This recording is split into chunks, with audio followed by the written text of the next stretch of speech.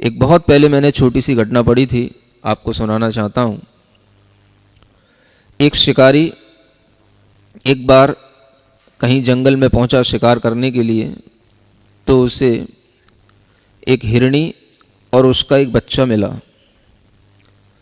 शिकारी ने झट से बच्चे को पकड़ लिया और हिरनी उसको देख रही थी। उसकी आंखों में आंसू आ गए। शिकारी हिरनी को भी देख रहा था, लेकिन वह उस बच्चे को लेकर के आगे बढ़ता रहा। हिरनी उसके पीछे पीछे चलती रही। धीरे धीरे शिकारी अपने घर तक पहुंचा। हिरनी फिर भी उसका पीछा कर रही थी, और जैसे जैसे वो घर में घुसने लगा, हिरनी उसके पीछे थी। और घर में घुसते हुए भी शिकारी ने उस हिरनी की ओर देखा तो उसकी आंखों में और ज़्यादा आंसू थे। शिकारी को यह देख कर के मन में कुछ भाव आया, और उसने उस हिरनी की उस आंसुओं को और अपने बच्चे के पीछे भागने वाली उस प्रक्रिया को देख कर के उसके मन में भाव आया कि इसका अपने बच्चे से बहुत लगाव है, तो उसने उस बच्चे को छोड़ दिया।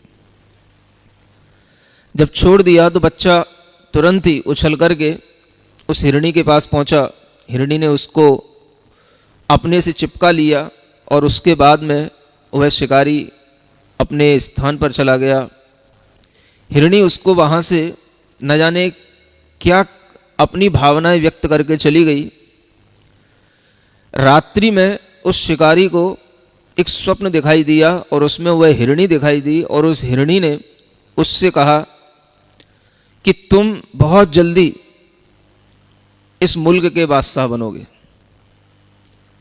और यह हुआ कि बाद में वही व्यक्ति गजनी का बड़ा बादशाह बना। आपको यह बताना चाहता हूं कि दया में वो ताकत है, अहिंसा में वो ताकत है जो व्यक्ति के मन को पलट सकती है।